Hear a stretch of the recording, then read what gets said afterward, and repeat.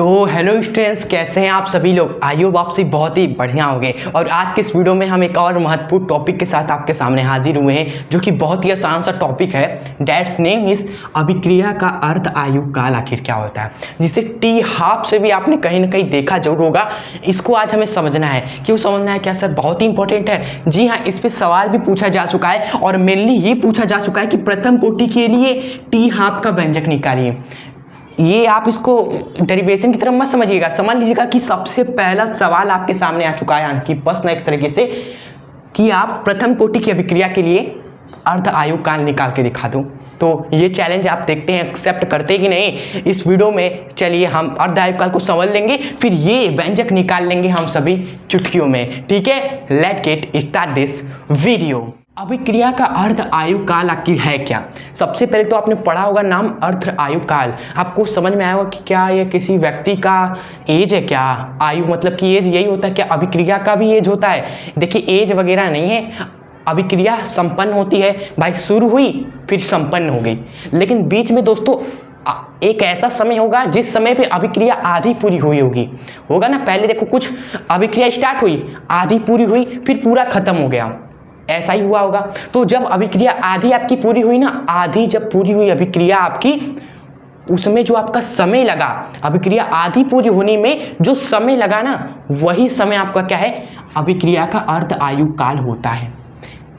लिख देना क्या कि वह समय जिसमें आधी, जिसको आप परसेंटेज में आप देखो कई जगह लिखा होगा 50% अभिक्रिया पूरी हो गई, मतलब कि आधी अभिक्रिया पूरी हो गई, उसमें जो समय लगता है वही आपका अर्ध आयु काल कहलाता है। कितना आसान था, ठीक है। और इसी को दूसरे तरीके से भी आप ध्यान रखिएगा। दूसरा क्या इसको कहते हैं? अर्ध आयु काल का दूसरा डिफिनेशन ये भी होता है कि वह समय जिसमें अभिकारकों की सांद्रता अभिक्रिया में आधी हो जाए, उसे अर्ध आयु काल कहेंगे। उसे भी आपका अर्ध आयु काल ही होगा। क्यों ऐसा होता है? देखो, जैसे अगर मैं एक एग्जाम्पल के लिए एक अभिक्रिया ले लूँ, ए से आपका बी बन रहा है एग्जाम्पल की तरह, ठीक है। अगर मैं कहूं कि ये अभिक्रिया दोस्तों आधी पूरी हो गई, मतलब कि यार इसकी सांद्रता अगर जो भी थी, इसकी सांद्रता मान लो इसकी सांद्रता t बराबर 0 पर A0 थी, t बराबर 0 पर A0 थी। अब बताइए हम टी हाफ की बात करेंगे। टी हाफ पर क्या होगा? मतलब कि टी हाफ का मतलब कि 50% अभिक्रिया, 50% अभिक्रिया खत्म। टी हाफ का मतलब यही ना होता है। अभी हमने देखा कि अभिक्रिया 50% जब खत्म हो जाएगी तो वही आपका टी हाफ होगा। अब 50% कैसे खत्म होगी? जब ये आपका 50% उत्पाद बना देगा, तभी ना। ये अभिकारक शुरुआत में A0 इसकी सांद्रता थी, टी हाफ पर क्या होगा? 50% अभिक्रिया पूरी हो जाएगी भाई साहब, मतलब कि इसकी सांद्रता आधी खत्म होकर उत्पाद बना देगा। ये आधा खत्म होगा, आधा इसकी सांद्रता कम होकर उत्पाद में बदल जाएगा, यही होता है। इसलिए इसकी सांद्रता आधी कम हो जाती है, A0 में से आप आधा कम कर दो, क्लियर। और यही आधा जो कम हुआ है वह उत्पाद के रूप में दोस्तों, शुरुआत में उत्पाद 0 था, लेकिन टी हाफ पर आधा उत्पाद आपका बन जाता है। तो यहाँ से यही दोस्तों दूसरा डिफिनेशन आ गया कि वह समय जिसमें अभिकारक आपका आधा हो जाए। देखो माइनस करने पर क्या आएगा आपका? A0/2 आएगा ना। अभिकारक की सांद्रता आधी हो जाए, वही समय भी आप वो समय भी आपका टी हाफ यानी कि अर्ध आयु काल कहलाता है। सिंपल सा है आपका। अब आया हमारा क्या? प्रथम कोटि की अभिक्रिया के लिए टी हाफ का व्यंजक हम निकालेंगे। बहुत ही आसान है, बहुत ही आसान है। चलिए निकालते हैं। चलिए कॉपी पेन ले लीजिए आप सभी। टी हाफ आपको समझ में आ गया ना कि वह समय जिसपे 50% अभिक्रिया आपकी खत्म हो जाए, मतलब कि आपका अभिकारक की सांद्रता आधी हो जाए, बस यही आपको समझना था। अब आइए हम प्रथम कोटि की अभिक्रिया के लिए निकालते हैं स्टूडेंट्स किसका व्यंजक? टी हाफ का व्यंजक। Let's start. तो यहाँ पर आप सभी लिखिए माना ए से आपका बी जो बन रहा है ना, ये वाली अभिक्रिया, माना यह अभिक्रिया, यह रिएक्शन क्या है आपका? प्रथम कोटि का एक रिएक्शन मान लेते हैं। यह एक रिएक्शन प्रथम कोटि का है, ठीक है। अगर ये रिएक्शन प्रथम कोटि का है जिसकी t बराबर 0 पर A की सांद्रता A0 थी, B की सांद्रता कुछ नहीं थी, 0 था, ठीक है। हमें पता करना है दोस्तों टी हाफ क्या होगा, और टी हाफ पर हमें पता है स्टूडेंट्स अर्धआयु काल पे पता है ये इसकी सांद्रता क्या हो जाएगी, घटकर आधी हो जाएगी, ये हमें पता है, और ये आधा बन जाएगा। क्लियर, ये हमने अभी सीख लिया है। ओके, चलिए अब हम टी हाफ का व्यंजक निकालते हैं। कहाँ से आएगा स्टूडेंट्स, जो प्रथम कोटि की अभिक्रिया के लिए, प्रथम कोटि की अभिक्रिया के लिए हमने एक पढ़ा था ना व्यंजक वेग स्थिरांक का, वही लगाएंगे, लिखेंगे हम सभी। हम जानते हैं,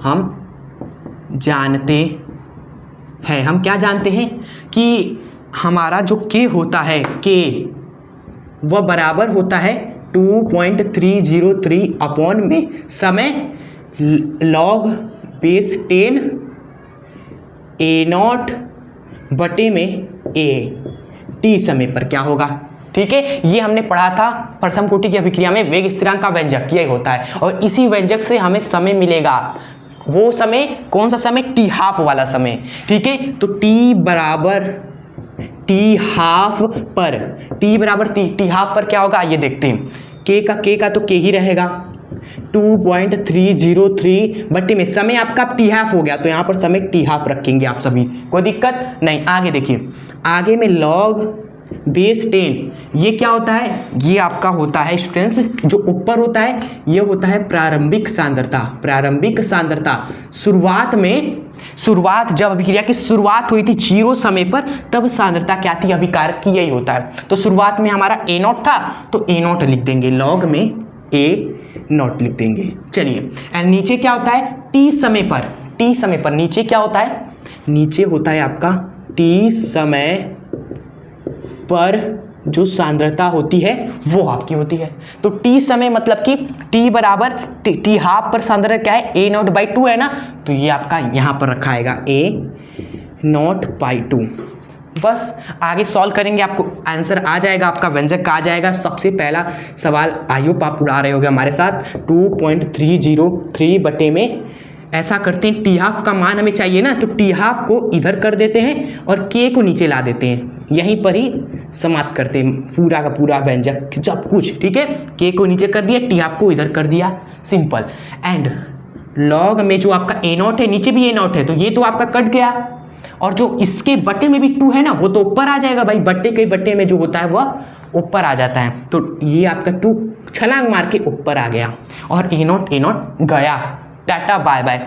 एंड यहाँ पर जो log 2 होता है ना, log 2 का मान आपको पता है, log 2 का जो मान होता है यह होता है 0.3010, ये log 2 का मान आपका होता है। इसको आप याद कर ले, आगे बहुत ही काम देगा log 2 का मान। कभी कभी आंकी प्रश्न में log 2 का मान नहीं दिया होता है, हमारे सामने आ जाता है log 2, तो उसका मान हम ये रख देंगे, हमें याद कर लेना है 0.3010।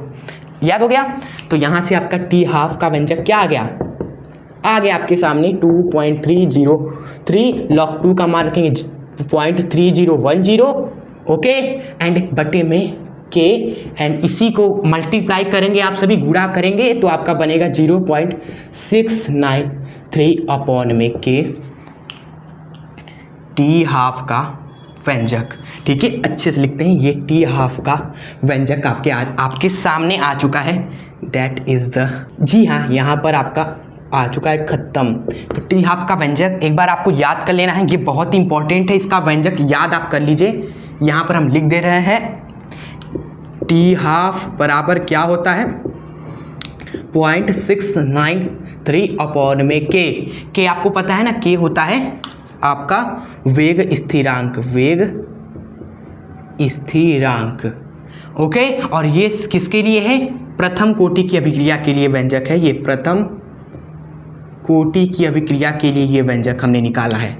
ओके, चलिए, तो ये रहा वीडियो हमारे आज का, जिसमें हमने अर्धआयुकाल को समझ लिया। अर्धआयुकाल एक बार फिर से हमारे साथ बोलिए, जाने से पहले क्या है, वह समय है, कोई किसी का एज नहीं है। अर्धआयुकाल वह समय है जिसमें अभिक्रिया आधी पूरी हो जाती है, 50% अभिक्रिया पूरी हो जाती है। ओके, एंड इसको आप इस तरह से भी कह सकते हो कि सर जी वह समय है जिसमें आपका अभिकारक की सांद्रता आधी हो जाए। ठीक है, उसको अर्धआयुकाल कहते हैं। ठीक है, एंड एक और दोस्तों सवाल एग्जाम में 2024 में पूछा गया था कि सिद्ध करिए कि T3/4 बराबर होता है 2 टाइम्स ऑफ टी हाफ। ठीक है, T3/4 का क्या मतलब है, देखिए T टी हाफ का क्या मतलब है? हाफ मतलब होता है 50%, ठीक है। एंड 3/4 मतलब होता है 75%। अगर इसके सामने टी लगा दिया जाए तो मतलब कि 75% अभिक्रिया पूरी होने में जो समय लग रहा है ना, वो T3/4 होता है। और यही पूछ रहा है कि इसको बताओ कि इसका जो मान होता है वह 2 गुना होता है टी हाफ के। ये एग्जाम में पूछा गया है, तो इसको हम नेक्स्ट वीडियो में कवर करेंगे, कुछ भी नहीं छोड़ेंगे। एग्जाम में पूरा 100 आउट ऑफ 100 ला कर ही हम इस साल दिखाएंगे, हम सभी मिलकर, बिकॉज आपके सपोर्ट के बिना कुछ नहीं हो पाएगा। प्लीज सपोर्ट जरूर करेगा, वीडियो को लाइक जरूर करेगा, शेयर करेगा, एंड सब्सक्राइब नहीं किया है तो सब्सक्राइब करके हमसे जुड़ जाए। एंड जो बच्चे नए हैं वो प्लेलिस्ट क्लास 12th केमिस्ट्री का बना दिया है, हर एक इंपॉर्टेंट टॉपिक कवर कराया है। अगर आपने उसको छोड़ दिया तो आप बहुत बड़ी गलती कर रहे हो, तो उस प्लेलिस्ट में जाकर उन टॉपिक्स को कवर कर लें, ठीक है। मिलेंगे नेक्स्ट वीडियो के साथ, तब तक के लिए जय हिंद, वंदे मातरम।